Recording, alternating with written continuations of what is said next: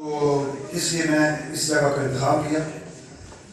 ہمارے انتہائی اچھے دوست محسن اور بڑے ساتھ دینے والے نعیم مسعود صاحب یہ لاہور سے یہاں تشریف لائے۔ نعیم صاحب آپ کا آردو کے آپ کی یہ ادارہ ہے، لیکن پھر بھی ظفر آباد ہم آپ کو ویلکم کہتے ہیں، مجھے بڑی خوشی ہوئی۔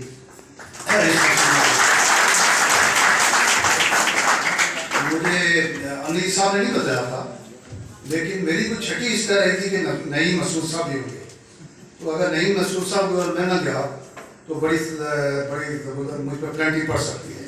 ادروائز چھٹی والا دن ضائع نہیں کرتا، چھٹی والی شام اور چھٹی والا دن میں بھاگ جاتا ہوں اسلام آباد۔ جی تو مجھے ایسے مجھے ڈر تھا کہ نعیم مسعود صاحب بھی شاید فنکشن میں آئیں اور میری حاضری نہ لگے گی تو یہ بڑا مسئلہ ہوگا، اس لیے میرا رکنے کا ایک بڑی وجہ یہ بھی تھی۔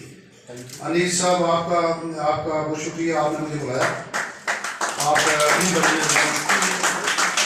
یہ جو انیل صاحب بھی ہیں یہ بھی بڑے دوست بنانے والے ہمارے بھائی ہیں۔ میرا بھی ان سے 5-6 سال سے تعلق ہے۔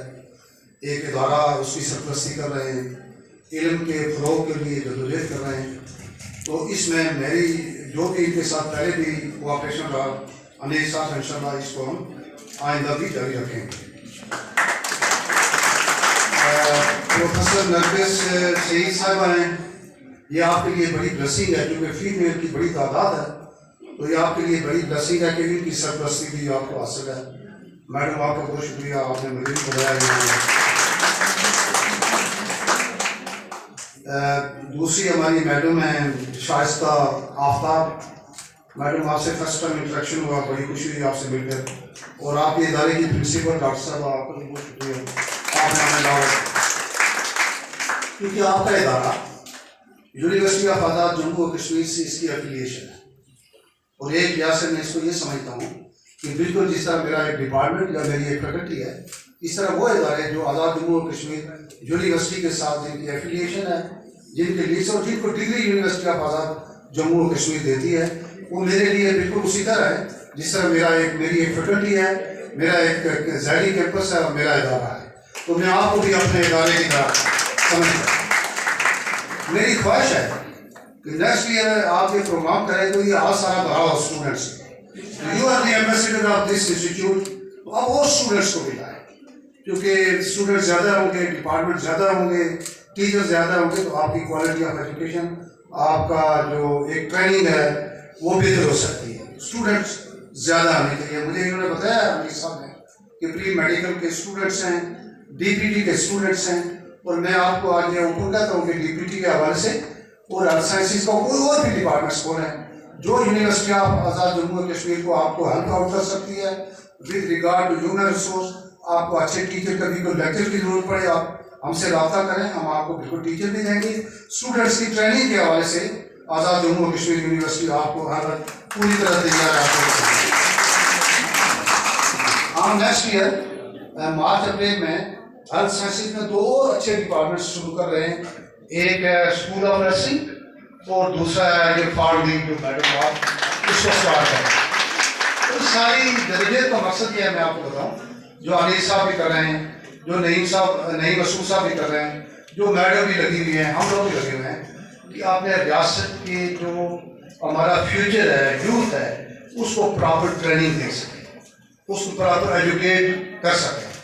دیکھیں، میں نعیم صاحب کہہ رہے ہیں، میں آپ کو یہ کلیئر بتا دوں، دنیا میں جن قوموں نے ترقی کی ہے یا جو اوپر گئے ہیں، یہ سنگاپور کو دیکھیں، کوریا کو دیکھیں، وہ بہت بڑے ملک نہیں ہیں، وہ بہت بڑے، ان کے پاس وسائل بھی نہیں تھے، وہ ملک دنیا کے اندر معاشی اعتبار سے، یا ایون ملائیشیا کو دیکھیں، یہ معاشی اعتبار سے یہ قوم ہے، یہ ملک کیسے اوپر گئے کہ انہوں نے ایجوکیشن پر اور بالخصوص ہائر ایجوکیشن پر انویسٹ کیا۔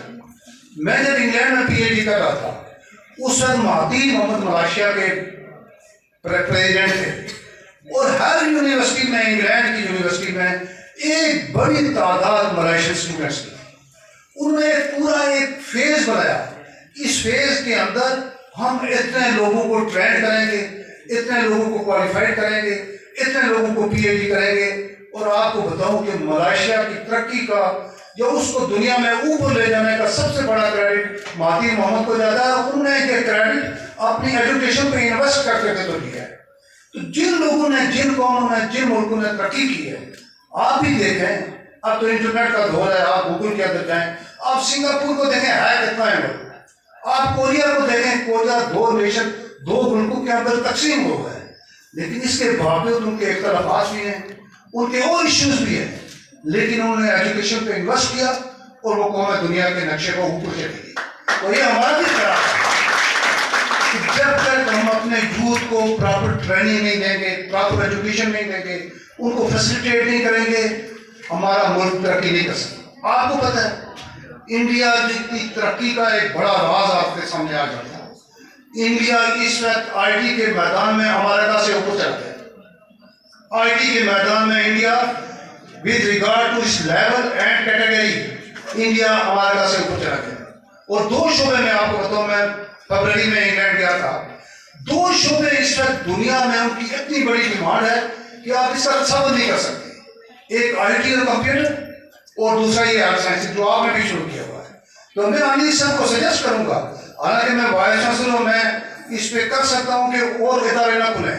میں ان کو کہوں گا کہ ہیلتھ سائنسز کے اندر اور شعبے کھولیں. یونیورسٹی آف آزاد جموں و کشمیر کو پوری ہیلپ ہے. ایک تو یہ میرا تھا کہ آپ لوگ، اچھا دوسرا میں ایک ٹیچر ہوں، میں تو وائس چانسلر ابھی بنا، میں نے 32 ایئرس یونیورسٹی کے اندر ٹیچنگ کی. 32 ایئرس. 85 دسمبر 85 میں میری اپائنٹمنٹ ہوئی اور 2017 تک میں ٹیچنگ کرتا رہا. تو میں آپ سے یہ کہوں گا، یہاں ٹیچرز بھی ہیں، اسٹوڈنٹس بھی ہیں، اب وہ پرانا دور نہیں رہا کہ ہم رات کو 3 4 بکس لے کے بیٹھتے تھے، وہاں سے اپنا لیکچر تیار کرتے تھے. ایک 70 ادھر سے لی، کوئی ادھر سے پکڑا، کوئی 4 کتابیں ادھر سے پکڑی، 5 ادھر سے پکڑی، بکس ملتی نہیں تھی. اور ٹیچرز کے لیے بھی ایک بڑا مشکل تھا کہ ہم کس طرح پراپر لیکچر کی تیاری کر سکیں. اس طرح اسٹوڈنٹس کے لیے بھی بہت مشکل تھا کہ وہ پوری طرح 100% کنسنٹریشن کے ساتھ، ریگولیرٹی کے ساتھ کلاس کے اندر جائیں گے نہیں، ان کو پراپر ایجوکیشن. آج تو انٹرنیٹ کا دور ہے، آپ گوگل میں جو جائیں، جو چاہے ٹاپک لکھیں، جس کی تیاری کریں، دنیا جہاں کا مٹیریل آپ کو مل سکتا ہے. اور کووڈ کے دوران آپ نے دیکھا کہ یہ جو ٹیچنگ ہے نا، یہ بھی اب اتنی معنی نہیں رکھتی.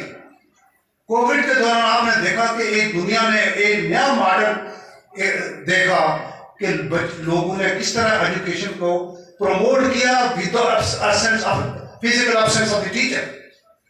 اسی طرح آپ ایک ٹاپک لے کر گوگل کے اندر جائیں گے، اس کا آپ پاور پوائنٹ پریزنٹیشن دیکھیں، آپ کو کسی ٹیچر کی ضرورت پڑے گی کہ وہ پاور پوائنٹ پریزنٹیشن پورا اس ٹاپک پہ دے کر you will feel that there is no need of teacher. اب تو ساری لرننگ آپ کی وہاں سے ہو سکتی ہے. تو میں آپ سے یہ کہتا ہوں کہ اگر دنیا میں گلوبل ولیج پہ آپ نے کمپیٹ کرنا ہے، مظفر آباد کا بندہ کیوں نہیں کمپیٹ کر سکتا انگلینڈ میں؟ مظفر آباد میں بندہ بیٹھا ہو کیوں نہیں کمپیٹ کر سکتا پاکستان کی کسی بڑی یونیورسٹی کے اسٹوڈنٹ کے ساتھ؟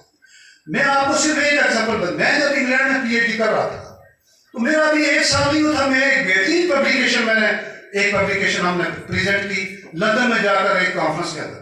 بلیو می، میرے پروفیسر نے کہا کہ میرے 2 انگلش اسٹوڈنٹس ہیں، ان سے آپ پاکستان والے سب زیادہ کمپیٹنٹ، زیادہ انٹیلیجنٹ لوگ ہو میرے اپنے انگلش اسٹوڈنٹ کے ساتھ.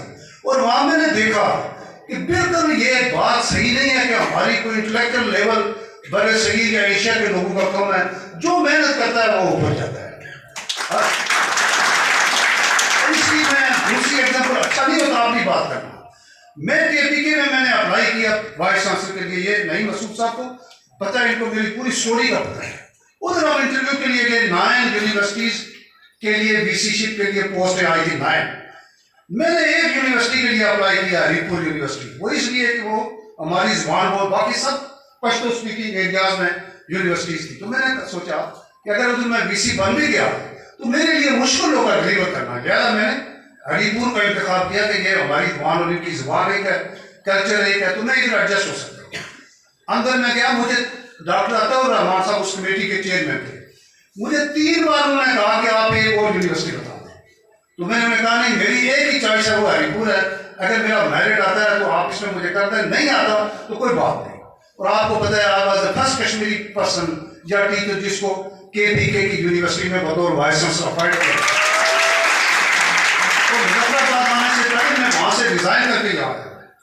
اسی طرح میں آپ کو ایک اور ایگزامپل آپ کے سامنے, میں جب آپ تو بہت چھوٹے ہو 1974 مارچ میں اس ڈگری کالج مظفرآباد کے جس گیٹ سے FSC میں داخلے کے لیے میں آیا, مجھے بھی یاد ہے مارچ 1974 جس گیٹ سے میں داخل ہوا FSC کے اسٹوڈنٹس کے لیے, بطور FSC اسٹوڈنٹس اور ایڈمیشن کے لیے جولائی 2017 میں اسی گیٹ سے میں بطور وائس چانسلر منتخب ہو گیا.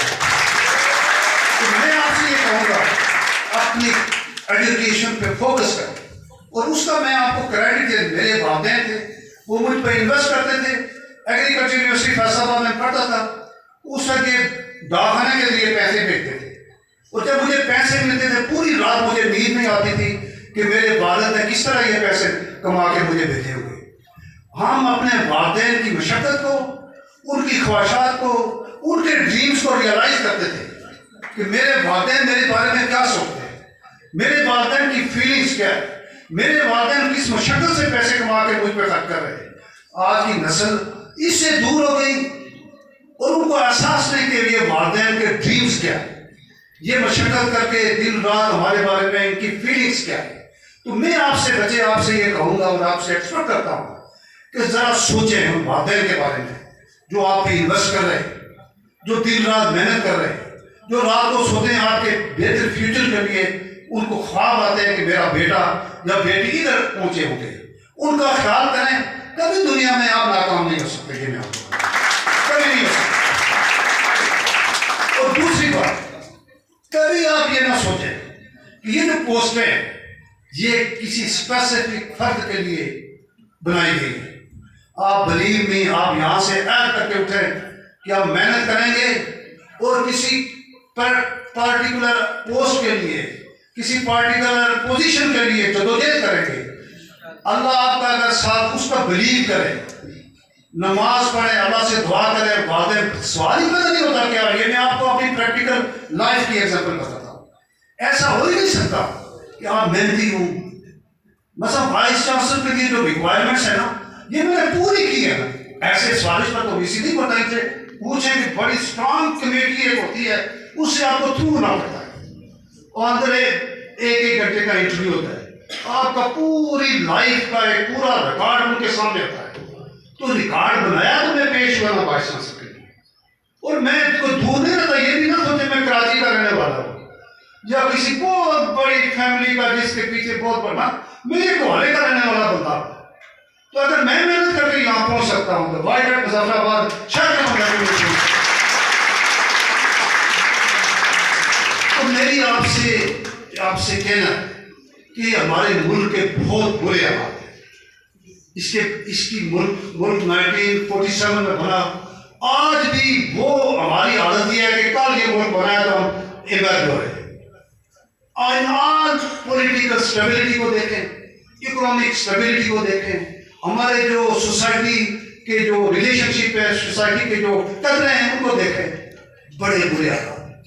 ایک ہوپ ہے جس کے سارے ہم لوگ, ہماری نسل کے لوگ, اس سے پہلے والے زندہ ہیں کہ ہماری نئی جنریشن ایجوکیٹڈ پیپل ہوں گے, وہ محنتی ہوں گے, ان کو ایکسپوجر بہتر ہوگا, وہ اس ملک کو اوپر لے جائیں گے, وہ اس سوسائٹی کو اوپر لے جائیں گے.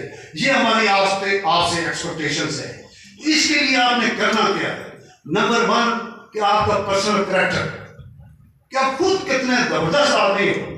وہ عبدالحلیم شرر نے کہا بس کے مشکل ہے ہر ایک کام. میں PhD کے لیے انگلینڈ میں PhD کے لیے گئی. تو دن میں نے دیکھا کہ what is difference between ایک انسان اور ایک آدمی کے درمیان کیا ہے. بلیو ادھر مجھے پتا چلا کہ یہ وہ انسان ہے جس کو اللہ نے اپنے فرشتوں کو کہا کہ سجدہ کر.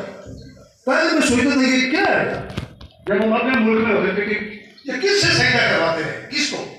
تو میں ادھر انسانی قدریں کیا وہ ہم سوسائٹی آپ سے ایکسپیکٹ کر رہے ہیں کہ ایک ایجوکیٹڈ معاشرہ ہوگا آنے والے دنوں میں, پڑھے لکھے لوگ ہوں گے, ایکسپوجر ہوگا لوگوں کو, اور ہم ایک بہترین سوسائٹی بنا سکیں گے جس میں ہمارے آئندہ آنے والی نسلیں گرو کریں گی اور اس ملک کو ایک دنیا کا بہتر. اچھا میں آپ کو بتاؤں اتنا انٹیلیجنٹ اتنے کمپیٹنٹ لوگ ہیں اس دھرتی کے اندر کہ 1971 آپ لوگوں کو نہیں یاد. میں آپ کو بتاؤں جب مشرقی پاکستان علیحدہ ہوا کوئی بندہ مجھے تھوڑا تھوڑا یاد ہے کوئی بندہ صبر نہیں کر سکتا تھا کہ پاکستان دوبارہ دنیا کے نقشے پر قائم ہوگا.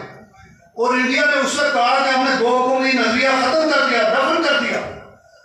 اور within 3 years اس ملک نے ایٹم بم بنا دیا. بھائی آپ صبر کر سکتے ہیں within 3 years مشرقی پاکستان کی مجھے بتائیں ایٹم بم بڑی بڑی دنیا نہیں بنا سکی.